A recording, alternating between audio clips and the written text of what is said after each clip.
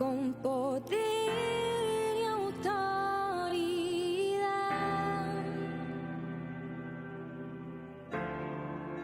La muerte venciste y nos diste libertad. Por tu sacrificio tengo la entrada ante el trono de gracia. Por tu sacrificio puedo cantar con libertad. Gloria a Dios. ¿Cuántos están contentos? Amén. Dê una sonrisa al hermano que está a su lado y diga: yo estoy contento. Yo estoy contento. Amén. Oremos al Señor. Padre, en el nombre de Jesús, te damos gracias, pastor. Te damos gracias, oh Padre, por este día, por ese momento que nos permites estar aquí en tu presencia, en tu casa, para adorarte, para exaltarte y para decir, Señor, que eres el único que tiene toda la autoridad y todo el control aquí en esta casa. Eres el único que tiene el dominio sobre nuestras vidas. Y aquí estamos diciéndote, Señor, gracias. Y bienvenido, Señor, una vez más a esta reunión. Bienvenido una vez más, Señor, porque hoy queremos salir de aquí diferentes. Queremos salir de aquí con un toque especial. Queremos salir de aquí convencidos de que realmente, una vez más, tú has visitado a tu pueblo. Y donde tú estás, Señor, el mal tiene que salir. El que vino enfermo, Señor, tiene que salir sano. El que vino triste saldrá gozoso. El que vino cansado saldrá con nueva fuerza. El que vino triste, Señor, y aconcorrado, saldrá gozoso, porque a alegría del Señor es nuestra fortaleza.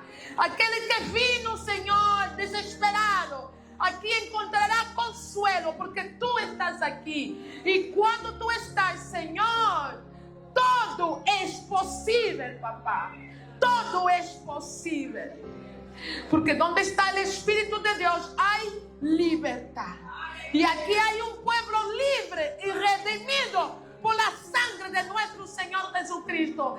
Y nadie ni nadie podrá intervenir, porque aquí estamos cercados por ángeles. Y porque la gloria del Señor está en este lugar. Aunque usted no lo sienta, declare que la gloria de Dios está en este lugar. Porque la visitación también es por fe. Y aquel que tiene fe recibirá su recompensa. Aleluya. Le damos un aplauso al Rey de Reyes y Señor de Señores. Aleluya. Hoy traigo como tema un título especial que está basado en un versículo. Y el tema es: ten cuidado de ti mismo. Amén. Diga para usted mismo: tenga cuidado de usted mismo. En este largo viaje, que sabemos que hemos empezado el largo viaje desde el 31 día 1 de enero, y este viaje es un nuevo tren, es un nuevo medio de transporte que tenemos el destino hasta el 31 de diciembre de 2026. 31 de diciembre de 2026. Amén. Y en este viaje hay algo que tenemos que tener en cuenta y tenemos que considerar. Existen muchos textos en las Escrituras donde nos alerta o nos advierte de que nosotros estamos en batalla. ¿Cuántos creen que estamos en batalla? Amén. Que todos los días tenemos batalla. Y entonces, como dicen las Escrituras, que nosotros somos soldados de Cristo, y no puede haber soldado si no hay guerra. Y entonces podemos decir que todos los días estamos viviendo una guerra. Todos los días tenemos combate, todos los días tenemos lucha, tenemos confrontación. Y también podemos aprender de nuestro apóstol Pablo, que escribe animando a su hijo en la fe, diciendo: he peleado la buena batalla. Amén. He peleado la buena batalla. ¿Cuántos están batallando? ¿Cuántos están peleando la batalla? Entonces cada día decimos que estamos peleando la buena batalla, dice el apóstol Pablo. He peleado la buena batalla. He acabado la carrera, pero he guardado la fe. Ojalá todos que estamos aquí podamos presentarnos un día delante de nuestro Señor Jesucristo y decir: Señor, he peleado la buena batalla, he vencido la carrera, he acabado la carrera y he guardado la fe. Amén.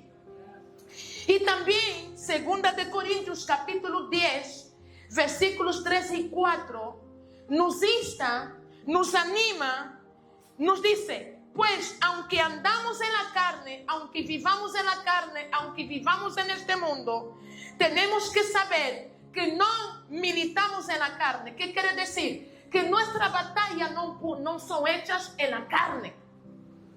Amén. Las armas, pues aunque andamos en la carne, no militamos. Yo voy a leer aquí lo que está escrito. Pues aunque andamos en la carne, no militamos según la carne. ¿Por qué? Porque las armas de nuestra milicia no son carnales, sino poderosas en Dios para destrucción de. Ahora, ¿estamos en guerra o no estamos en guerra? Pero no podemos luchar con las armas de la carne. Y recordemos también lo que nos dice Efesios capítulo 6, versículos 11 y 12. Efesios capítulo 6, versículos 11 y 12. Esta es la introducción para que entendamos que realmente estamos viviendo como en una guerra y que cada día tenemos que pelear la batalla. Dice: vestidos de toda la armadura de Dios para que podáis estar firmes. ¿Contra qué? Contra las acechanzas del diablo. ¿Sabe que todos los días nosotros nos levantamos, oramos: Señor bendice, Señor guarda, que está muy bien, hay que dar gracias, damos gracias a Dios, oramos, vamos a comer, oramos, vamos a dormir, oramos, enseñamos a nuestros niños a orar, pero nunca peleamos contra el diablo. Nunca nos levantamos un día y decimos: mira, diablo mentiroso, tú me estás haciendo la guerra, tú me estás metiendo en mi familia, tú estás usando a mis hijos para quitarme la paz, tú estás usando a mi pareja, tú estás usando al vecino, tú estás usando. Aleluya. No levantamos para hacer guerra al diablo. Y sin embargo, es la persona que nos está cada día asediando. El diablo no está lejos, hermanos. ¿Sabe dónde está el enemigo? Anda como león rugiente, buscando a quien devorar. Quiere devorar a usted, quiere devorar a mí, para que no alcancemos el propósito de Dios. Y tenemos que levantar también cada día, recordar de que estamos atravesando una guerra, estamos pasando una batalla, estamos caminando hacia una meta, estamos en la carrera. Tenemos que saber que hay un enemigo.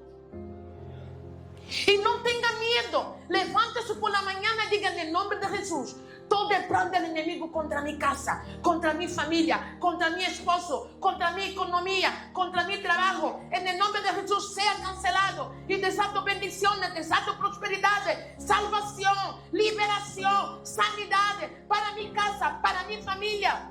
Tenemos que hacer eso, porque hay un enemigo y él no duerme. El diablo es poderoso, pero nuestro Dios es todopoderoso. Aleluya. Gloria al Señor.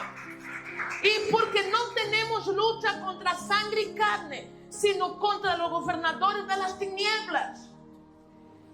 de este siglo contra huestes espirituales de la maldad en los lugares celestes. Tenemos que reconocer y considerar de que nosotros, los hijos de Dios, todos los días vamos a sufrir ataque, porque el diablo perdió el privilegio de adorar al Señor, y Dios dio ese privilegio a nosotros, y Él no quiere que usted adore, no quiere que usted cante, no quiere que usted ore, porque Él sabe que nosotros hemos sido hechos a la imagen y semejanza de Dios. Gloria al Señor.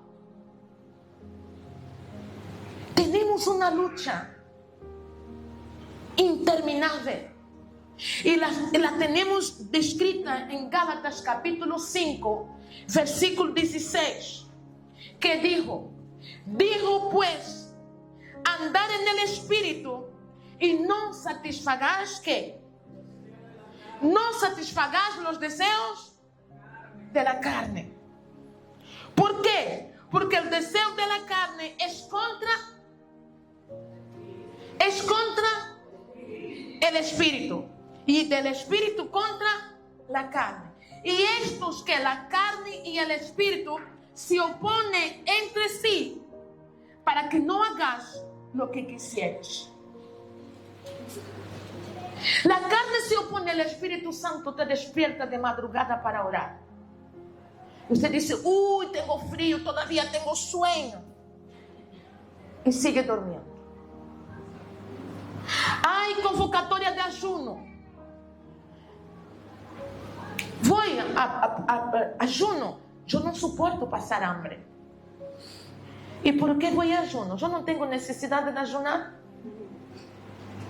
Y me voy de paseo. Porque la carne se opone contra el Espíritu. Usted quiere venir a congregar, sabe que el culto es a las 10 de la mañana. Tiene que levantarse temprano. Pero en el momento de despertar hay lucha. No quiere soltar la manta, no quiere levantarse, no quiere hacer nada. El despertador suena y usted dice, ¿qué va? Todavía no he dormido nada. La carne se opone contra el Espíritu. Le invitan a venir a una reunión. Hay compromiso los domingos. ¿Cuál es la prioridad? Aquí ponemos en primer lugar. Mire el ejemplo de nuestro hermano Jorge. Quizá algunos no vendrían. Algunos no vendrían. Pero él vino, honró al Señor y fue cumplir con su misión. ¿Cuántos preferimos poner a Dios en segundo, tercero, cuarto, quinto plano? Se me sobra tiempo. Si tengo tiempo, ¿por qué? Porque la carne siempre se opone al Espíritu. ¿Qué significa oponerse? Oponerse viene del verbo oponerse. Y es la acción de resistir. Por veces nuestra carne resiste al Espíritu. Contradice el Espíritu. Usted, padre, que todavía lleva congregando aquí meses o años y no es capaz de sentar con sus hijos a la mesa y decir, hijo, hoy quiero leer una palabra con usted, hoy quiero orar por usted. Su carne se está oponiendo al Espíritu para que el propósito de Dios no se cumpla en su vida. Su carne está resistiendo, está enfrentando activamente en contra de la voluntad, de la autoridad y del propósito de Dios. ¿Por qué? Porque hay una guerra espiritual. Hay una batalla espiritual que vencer. Y muchos estamos, como dice, en el laurel, durmiendo entre laureles. Y las escrituras que nos guían, que es lámpara a nuestros pies y lumbrera a nuestro camino, nos da un grande consejo para vencer la oposición. Santiago capítulo 4 versículo 7, que dice, someteos pues a Dios, resistid al diablo y huirá de vosotros. Aleluya. Y en esta guerra, hermanos, en que estamos, nunca podrá existir empate. Ni como en varios equipos se pide minutos de descanso. En esta guerra no hay descanso, ni hay empate. En esta guerra solo hay dos teams, o vencedores o perdedores. Aleluya. O hay derrotado o vencedor. Por eso vamos a leer el versículo que nos da tema a esta prédica de hoy. Primera de Timoteo, capítulo 4, versículo 16. ¿Cuántos vencedores hay aquí? Amén. ¿Cuántos son más que vitoriosos? Amén. ¿Verdad, hermano Anderson? Si usted no es victorioso, entonces usted es un derrotado. Y en Cristo no hay derrota. Amén. ¿Por qué? Porque en Cristo Jesús, aunque seamos débiles en la oración, aunque seamos débiles en el ayuno, oramos al Señor y decimos: Señor, ayúdame. Yo quiero orar, yo quiero ayudar, yo quiero congregar. ¿Y qué dice la palabra? Que todo lo podemos en Cristo que todo lo podemos en Cristo que nos fortalece. Muy bien. ¿Qué nos dicen las Escrituras? Ten cuidado de ti mismo y de la doctrina, de la enseñanza, de la palabra. Persiste en ello. Manténgase en ello.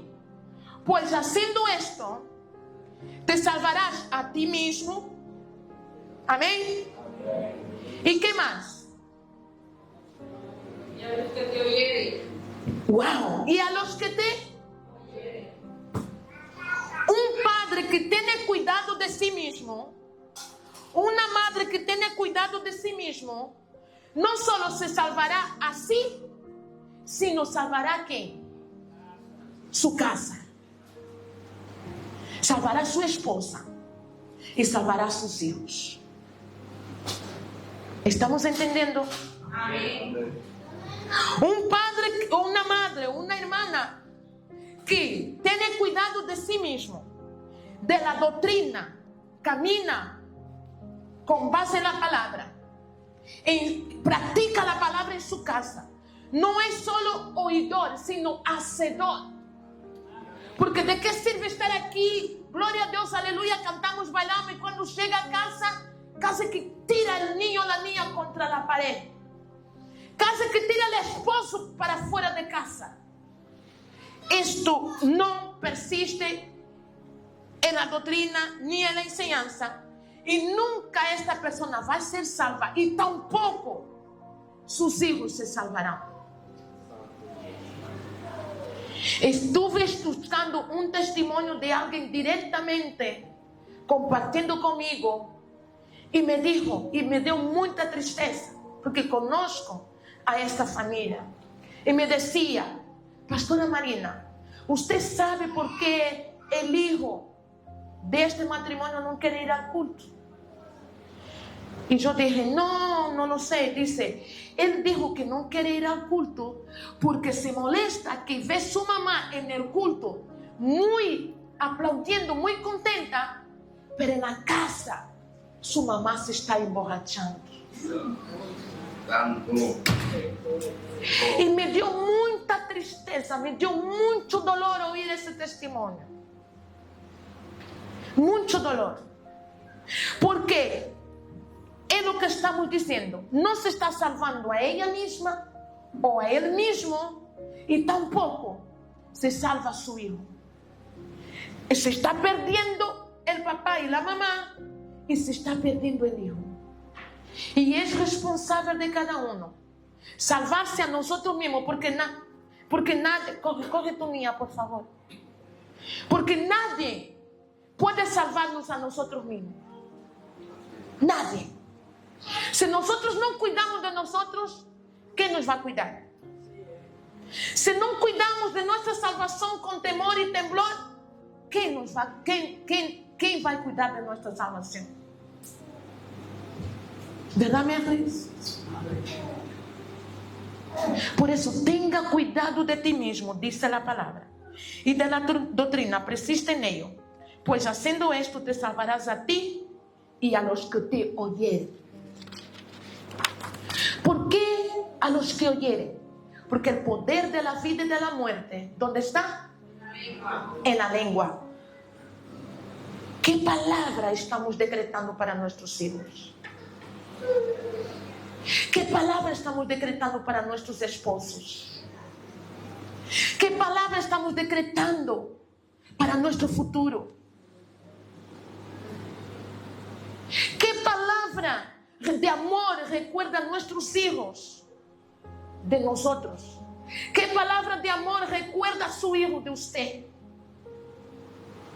¿O solamente palabras de insultos, de desprecio, palabras hirientes? Nadie te quiere, usted nunca va a hacer nada, usted nunca... Alguien decía a hija de su esposo: vas a ser la mayor prostituta del barrio.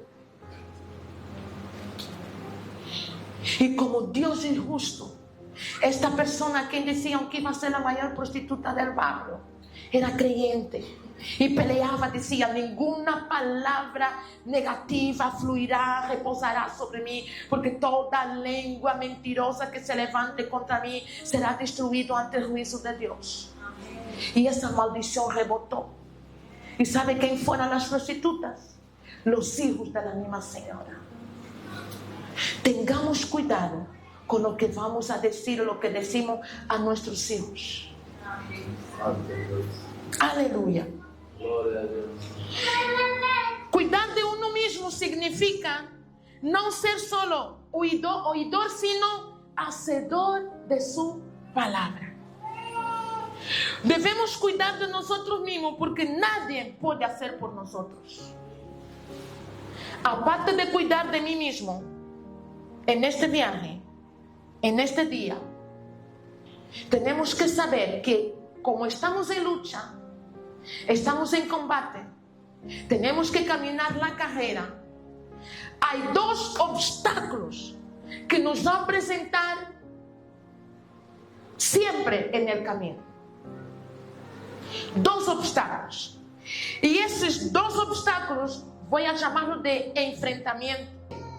Y estos dos enfrentamientos que tenemos o que vamos a tener en nuestro día a día, los voy a nombrar. Y sé que para ustedes es bastante conocido. Amén, hermana Cándida. Y estos dos enfrentamientos se llaman provación y tentación. Díganle, hermano, que está a su lado: nunca serás libre de provaciones ni tentaciones. Nadie dice nadie. Nunca serás libre de provaciones. Diga: no me asustes. Amén. Provaciones y tentaciones. Vamos a empezar por las provaciones. ¿Qué son las provaciones? ¿Y cómo surgen? La respuesta está en Santiago capítulo 1, versículo 2. La respuesta de las provaciones. Dice: hermanos míos, tened por sumo gozo cuando os halléis en diversas. Tened por sumo gozo cuando os halléis en diversas pruebas, sabiendo que la prueba de vuestra fe produce. ¿Cuál es la primera actitud que aprendemos aquí delante de las provaciones? No, la actitud. La paciencia es el resultado, eso es lo que produce. ¿Cuál es la actitud de las pruebas? Oye, hermanos míos, tened por sumo gozo. La actitud ante las pruebas tiene que ser de gozo. ¿Y quién se alegra con las pruebas? ¿Quién se alegra? Nadie. ¿Quién se alegra, hermana Jania? ¿Usted se alegra con las pruebas? Hay veces. Pero la actitud más correcta en medio de las pruebas es de tener gozo. ¿Por qué? Porque sabiendo que la prueba, ¿por qué voy a tener gozo? Porque esta prueba, amén, me va a producir paciencia. Ok, ¿cuál es el otro beneficio de las pruebas? Deuteronomio capítulo 8, versículo 2. Vamos agarrando la palabra. ¿Qué produce las pruebas? ¿O cuál es la actitud de las pruebas? De gozo. ¿Por qué? Porque el gozo produce. Perfecto. Ahora, Deuteronomio capítulo 8, versículo 2. Nos dice: y te acordarás de todo el camino por donde te ha traído Jehová, tu Dios, estos 40 años en el desierto. ¿Para qué? Para afligirte. Porque la aflicción, ¿qué significa? Prueba. Amén. Y en medio de las pruebas tenemos que reconocer algo. ¿Quién nos introduce la prueba? Dios mismo. Dios mismo nos prueba. Dios mismo nos planifica la prueba. Dios mismo nos hace pasar por la prueba. Y nos aflige en la prueba. ¿Para qué? Para probarnos. Sí. ¿Qué más? Para saber lo que hay en mi corazón y en su corazón. Dios permite la prueba. La cara de hermano ahorita está así. Dios permite la prueba. Dios nos hace pasar por la prueba porque quiere saber lo que hay en nuestros corazones. Y porque si en medio de la prueba podemos guardar o no los mandamientos.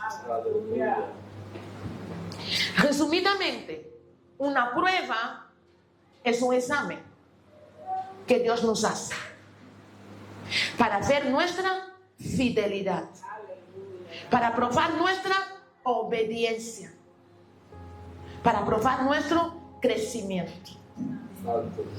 Por eso, bienvenida a las pruebas. Por eso tenemos que tener gozo en medio de las pruebas. Y el versículo 16 del mismo capítulo 8, ¿qué nos dice? Versículo 16 del capítulo 8. Dice, Dios sigue hablando al pueblo y dice, que te sustentó con maná en el desierto, comida que tus padres no habían conocido. ¿Y qué hizo Dios en medio del desierto, en medio de las pruebas? ¿Cómo nos sentimos? ¿Afligidos o no? Y dice, afligiéndote y probándote. ¿Y qué más? Para postre hacerte. ¿Cuántos quieren recibir el bien de Dios? Vamos a ser probados. Vamos a ser afligidos.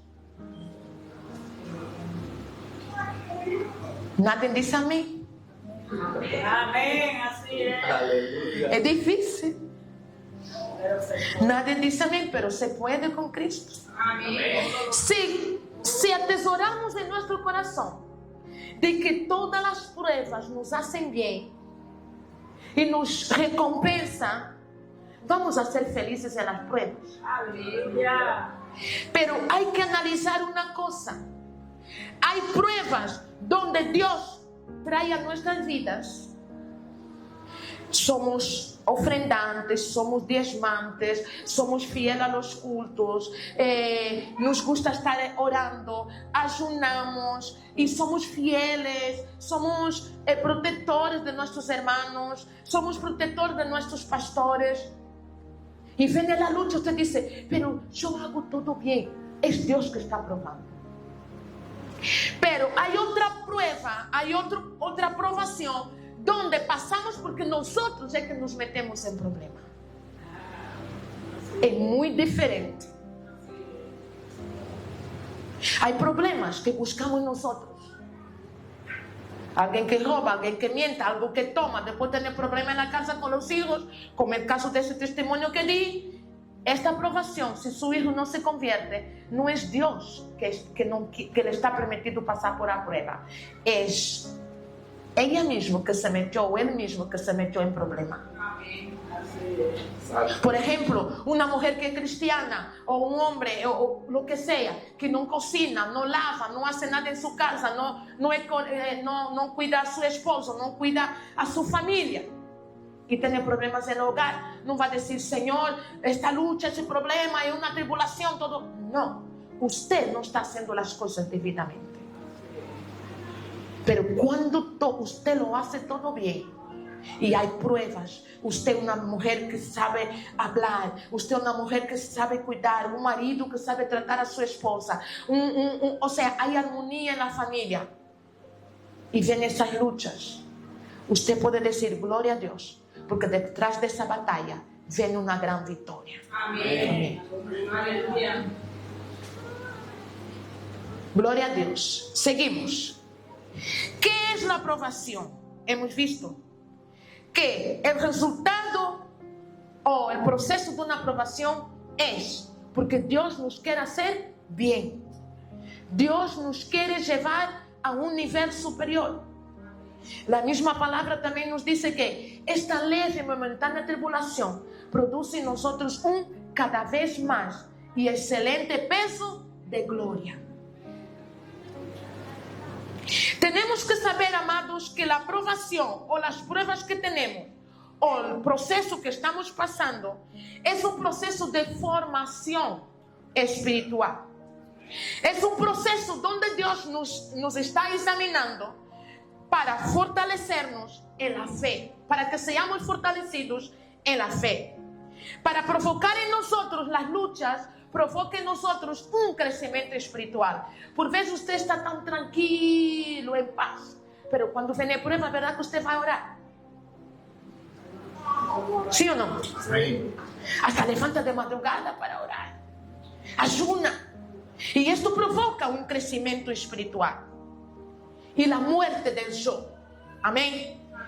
Las pruebas nos purifican y prueban nuestra obediencia. Cuando aceptamos y pasamos por las provaciones, somos recompensados. Porque dice la palabra en Santiago capítulo 1, versículo 12. Dice, bienaventurado el varón que soporta la prueba. Porque cuando haya resistido la prueba, cuando haya resistido la probación, recibirá la corona de vida. ¿Cuántos quieren corona de vida? Vamos a resistir las pruebas. Gloria a Dios. Santiago 1:2, los que están apuntando. Primera de Pedro capítulo 1, versículos 6 y 7. Dice, con lo cual vosotros os alegráis ahora, aunque por un poco de tiempo, si es necesario, tengáis que ser afligido en diversas pruebas. Recuerden, hemos dicho al principio que estamos en guerra constante. Amén. Estamos en guerra. Hay bendición, pero también hay persecución. Hay personas que nos aman y hay personas que nos critican. Hay personas que nos aman y hay personas que nos traicionan. Tenemos que entender que vamos a estar en guerra siempre. Aunque nuestras armas no son carnales, pero tenemos que estar firmes, creyendo que solo en Dios podemos tener la victoria. Amén. Nos dice la palabra, seguimos leyendo, versículo 7, dice, para que sometida a prueba vuestra fe, en medio de la lucha, en medio del proceso, en medio de las provaciones, en medio de las tribulaciones, lo que está siendo probado es nuestra fe. Dice, tu fe está siendo probada. Dice el hermano que está a su lado, tu fe está siendo probada. Amén. Esta fe, que es mucho más preciosa que el oro, el cual perecedero se prueba en el fuego, sea hallada. ¿Sabe cómo Dios quiere que nos encuentre en medio de la prueba, en medio de la tribulación? ¿Cómo? Con alabanza, gloria y honra. ¿Cuántos estamos pasando luchas y provaciones aquí? Sin temor, yo también estoy pasando lucha. Alábalo. Dale gloria. Amén. Diga, Señor, eres el único que me puede bendecir. Y sé que abrirás puertas en medio de este desierto. Podemos ver como ejemplo en la vida de Job, que en menos de 24 horas perdió todo. Todo. Y vimos cómo, acordámonos cómo empezó. Que el diablo dice, ¿has visto? Dios dijo, ¿has visto mi hijo Job? Sí. Como él me adora, como él me sirve. El diablo dice, claro, tú le das todo. Dice, entonces te doy permiso para quitarlo. Aún así Job siguió alabando. Hasta que tocó en su salud. Y Dios dijo, puedes tocar en su salud, pero no le quites la vida. Porque Dios permite que pasemos por el desierto, pero nunca vamos a morir en el desierto. En el proceso de la vida de Job, Job terminó diciendo, Job 23:10 nos dice lo siguiente: mas él conoce mi camino, me probará y saldré como oro. Aleluya. Job dijo, él probará, él conoce mi camino, me probará y saldré como oro. Solo una persona que tenga confianza en Dios puede declarar esta verdad, de que no importa la lucha que pase, el problema que tenga, yo terminaré como el oro. Y Job también dijo, ¿por qué dijo eso? Porque Job tenía tanta confianza en Dios. La respuesta está en capítulo 5, versículo 18 de Job. Dice, ¿por qué Job tenía la confianza de que no importaba esa lucha que estaba pasando? Y él mismo lo alabó y adoró al Señor. Dice, desnudo salí de mi madre y desnudo volveré. Si recibimos el mal, ¿por qué no vamos a recibir? Si recibimos lo bueno, ¿por qué no vamos a recibir lo malo?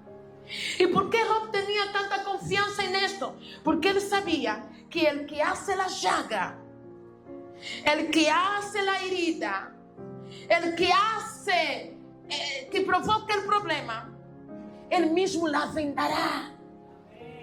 El que hiere sus manos mismo lo va a curar. Significa que nuestro Dios es todopoderoso.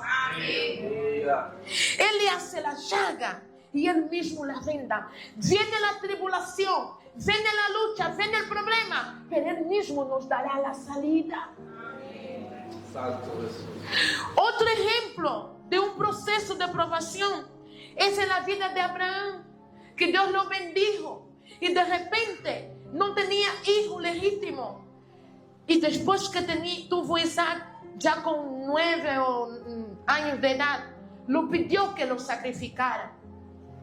Y Abraham obedientemente fue para sacrificar a su hijo. Y por Dios probó el corazón de Abraham. Y no tenía que sacrificar un cordero. Y Dios proveyó el cordero para el sacrificio. Aleluya. El pueblo de Israel en el desierto fue probado para aprender obediencia. No tenga miedo de la lucha, no tenga miedo de la prueba. Simplemente tenga cuidado de usted mismo. Tenga cuidado de usted, para que su vida sea un testimonio para su marido y para sus hijos. Su vida sea un testimonio en el trabajo. Su vida sea un testimonio en sus vecinos. Porque si no, se pierde usted y se pierde toda la gente que está a su alrededor. No nos olvidemos. Esta es una frase que tenemos que caminar nuestro día a día. Un versículo que tenemos que memorizar. 1 Timoteo 4:16. Tenga cuidado de ti mismo. de la doctrina, de la enseñanza. ¿Por qué? Para que todos aquellos que te oyeren, te salves a ti y salvarán todos aquellos que te oyen. Si nosotros vamos a tener cuidado de nosotros mismos, vamos a tener dulzura, vamos a tener amor para con este hijo y esta hija que está rebelde, para que te acompañe, para que te siga, para que siga tus pasos y sea heredero de Cristo, de Dios, perdón, y coheredero con Cristo. Y no seamos culpables delante del juicio de Dios. Hemos hablado de la provación. ¿Y cuáles son los obstáculos que enfrentamos siempre? ¿Cuáles son los obstáculos que dijeron? 2 obstáculos que vamos a enfrentar en nuestro día a día. ¿Cuáles son? ¿Y? ¿Cómo? Provación y tentación. ¿Cómo podemos saber lo que es la tentación? Santiago capítulo 1, versículos 13 hasta el 15. Voy a esperar, porque tenemos que leer todos juntos. Santiago 1, versículos 13 hasta el 15.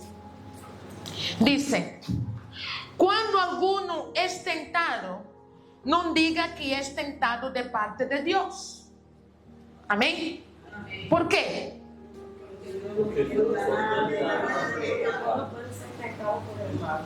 Porque Dios no puede ser tentado por el mal. Y tampoco Dios tienta a nadie. Ya estamos viendo la diferencia. Que las provaciones nos permite Dios. Nos provoca Dios con un objetivo. Pero la tentación no. Entonces, si no provoca Dios y no viene de Dios, ¿dónde viene la tentación? Sino que cada uno es tentado ¿cómo? De su propia concupiscencia. Repitamos todo junto. Cada uno es tentado de su propia concupiscencia. ¿Y qué hace la concupiscencia? Atraer y seducir. Muy bien, hermana, un aplauso para la hermana. Amén. La concupiscencia es que atrae, amén, Amén. y nos seduce. Gloria a Dios. La tentación viene por la tentación de ser atraído y seducido. Versículo 15. Entonces la concupiscencia, después que ha sido atraído y seducido, ¿qué hace? Da a la luz ¿qué? El pecado. Y cuando ya el pecado es concebido, ¿qué resulta?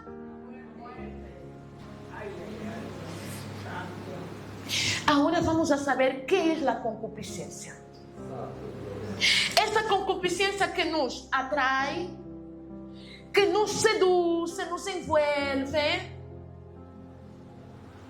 Después que nos envuelve, somos concebidos ya, está en nuestras entrañas, en nuestro deseo, en todo nuestro ser, para después dar la luz al pecado y del pecado la muerte. ¿Qué es la concupiscencia? Muchos de ustedes estarán preguntando, ¿verdad? La concupiscencia es un deseo intenso y desordenado que nace del corazón humano. Nace del corazón humano. Por eso dice que Dios no puede ser, la tentación no viene de parte de Dios, porque Dios no puede ser tentado, ni Él tenta a nadie. Hermana Cándida entró en calor. Aleluya. Gloria al Señor.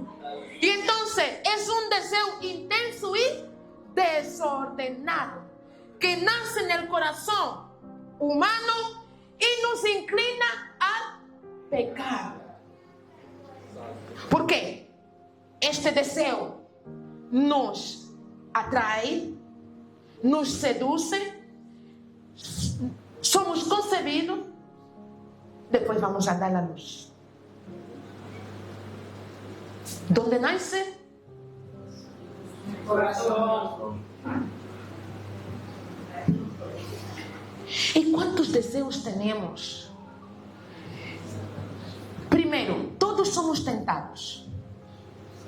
Lo importante es no ceder a la tentación.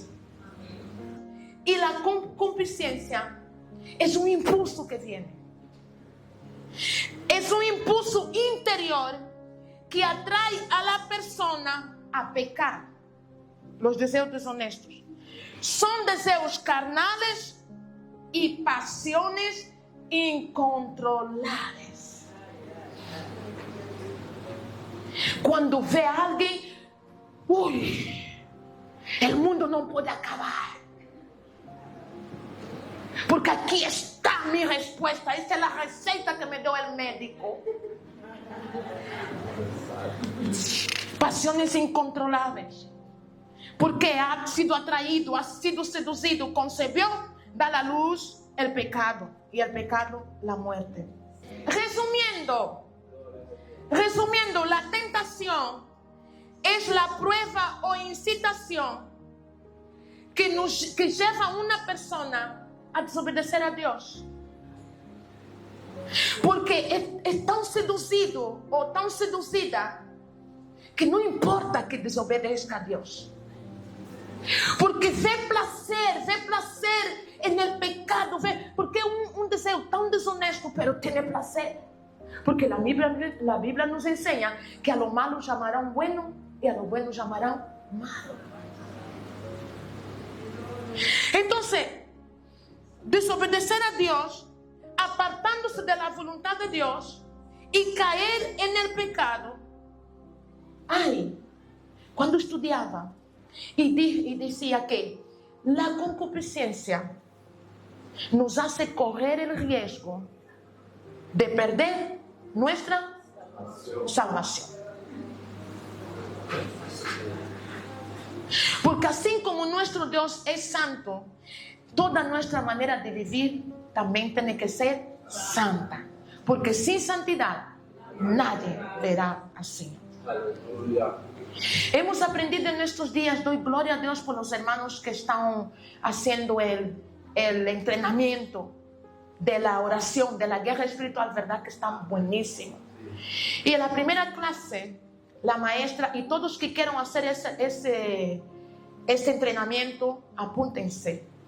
El día martes, los que hacían discipulado, si quieren hacerlo, es la clase que estamos recibiendo ahora.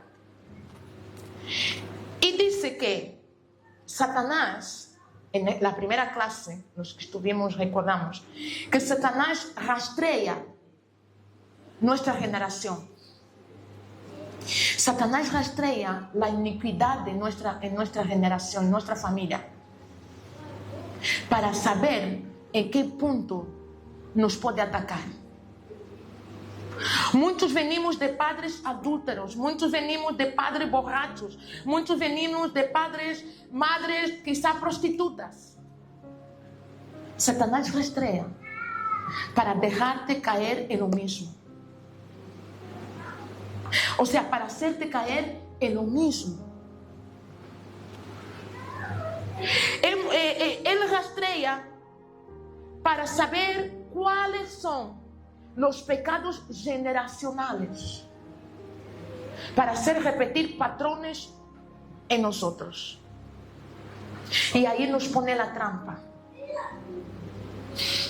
Leamos Lucas capítulo 4, donde nos dice que Jesús ha sido tentado, como Él rastrea y puede rastrearnos también. Lucas capítulo 4.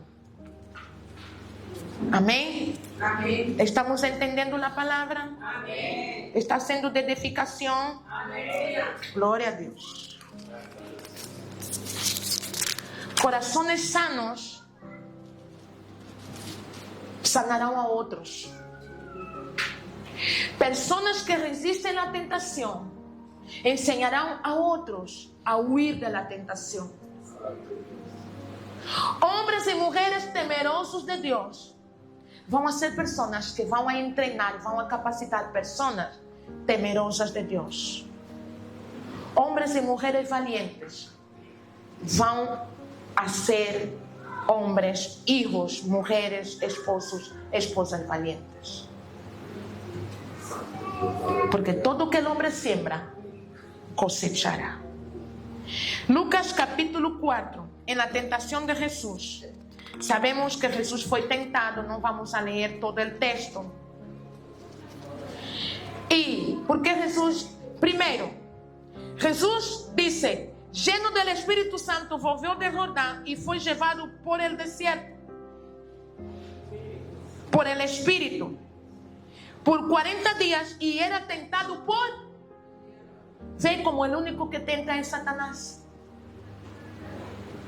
Cualquier tentación que usted esté pasando o que le está poniendo delante, no es Dios, es el mismo infierno que lo quiere desviar del propósito. ¿Y cómo el diablo rastreó a Jesús para hacerlo caer? Porque Jesús tenía hambre. Y la primera, en este momento estaba débil con hambre. Chequee su debilidad, porque ahí es donde Satanás quiere penetrar. ¿Por dónde muere el pez? ¿Por qué? Porque el pez se va a querer comer a la carnada y ahí muere. Chequee su debilidad, chequee qué le está provocando esa concupiscencia. Chequee qué le está provocando esta debilidad para que usted se justifique para cruzar el río sin el permiso de Dios. Chequee, mujer, cuál es el motivo que lo lleva a abandonar su casa y a pernochar por ahí. Podemos hacer esa pregunta. Todos nosotros aquí que estamos escuchando palabra, conocemos la palabra. Imagina un hombre que está por ahí perdido o una mujer que está por ahí de fiesta, de parranda. Si Cristo viene en este momento, si Cristo viene en este momento, usted está ahí, dale, bunda, bunda, bunda, bunda. Si Cristo viene en este momento, ¿qué?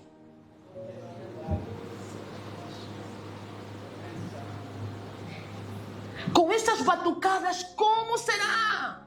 ¿Dónde irá nuestra alma? Me incluyo. Cuando usted está ahí con la litrona o con el Cuba Libre o con el otro, la caña, al invés de orar y pedir a Dios clemencia, piedad por su casa, por su familia, por sus hijas, por sus hijos, cuando Cristo venga, ¿dónde iremos? En este momento, ¿dónde iremos?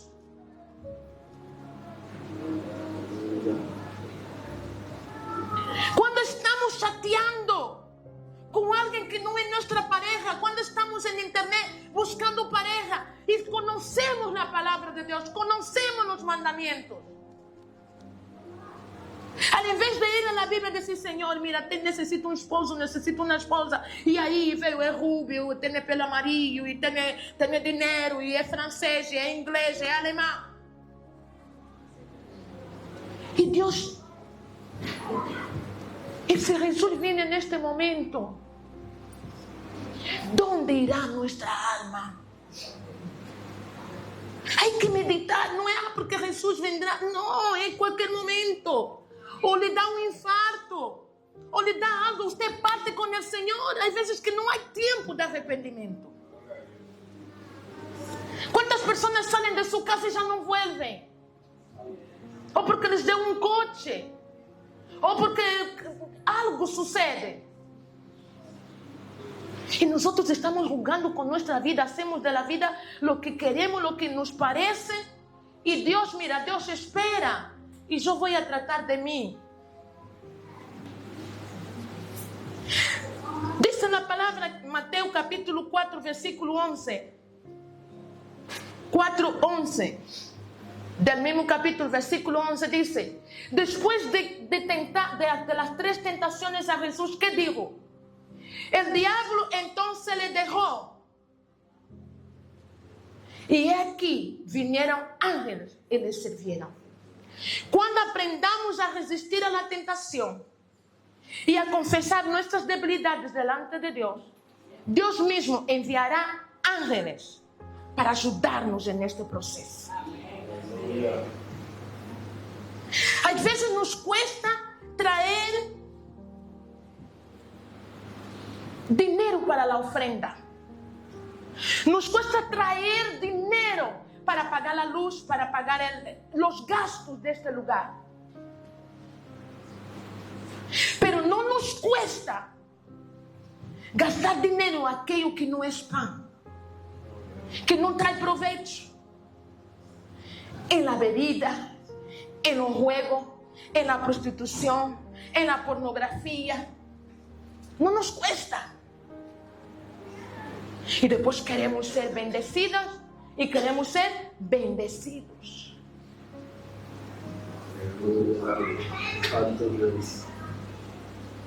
Hay un caso de tentación. Quiero también que leamos Mateo capítulo 4, versículo 11. Mateo 4, 11.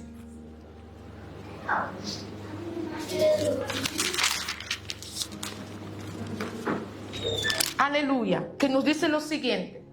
También habla de la tentación de Jesús. Mateo 4, 11.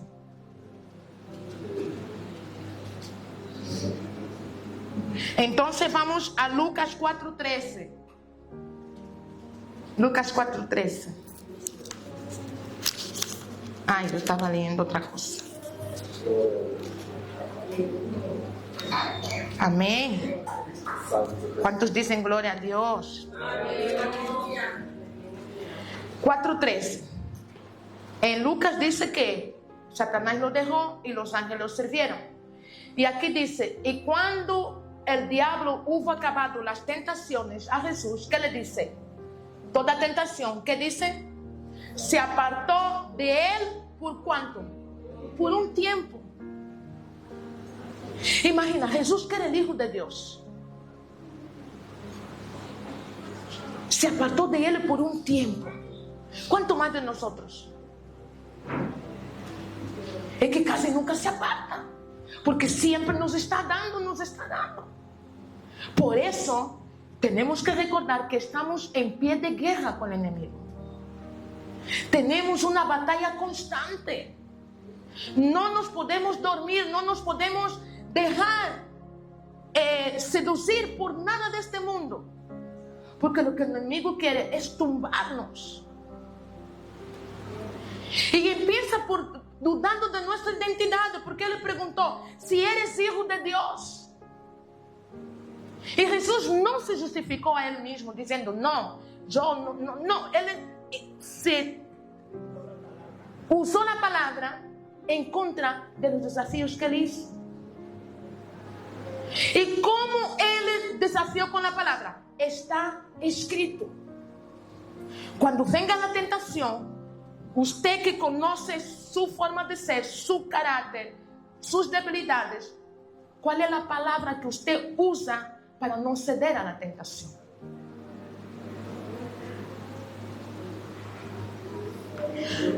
Estoy cansada de este viejo, me voy a la discoteca. Su amiga le lleva a la discoteca. ¿Cuál es la palabra que usted puede decir a su amiga? Está escrito. No hay.